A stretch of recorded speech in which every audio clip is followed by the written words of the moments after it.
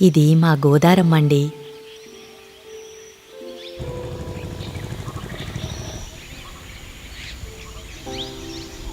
ఎన్నో లక్షల జీవితాలతో నిత్యం ముడిపడి ఉంటుంది.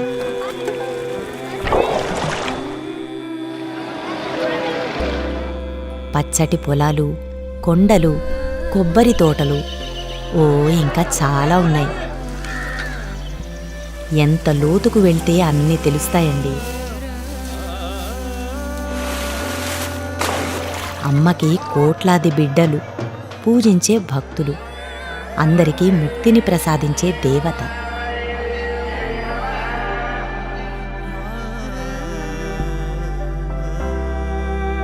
అలా బ్రహ్మగిరి నుండి అంతర్వేది వరకు దారిలో ఎంతో గందరగోళాన్ని, ఆహ్లాదాన్ని, అభివృద్ధిని, కాలుష్యాన్ని, భక్తిని, నిర్లక్ష్యాన్ని, అన్నిటికంటే ముఖ్యంగా మన అమ్మ మీద ఉన్న ప్రేమని తలుచుకుంటూ వెళదాం.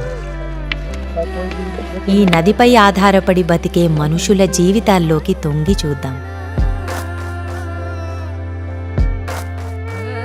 వాళ్ల కష్టసుఖాలు, ఆచారాలు, అలవాట్లతో కలిసిపోదాం.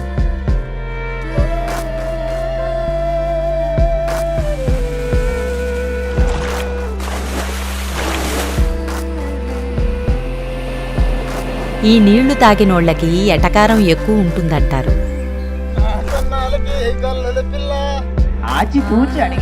మన గోదారోళ్ళు మర్యాదలతో, మంచితనంతో పిచ్చెక్కించేస్తారు.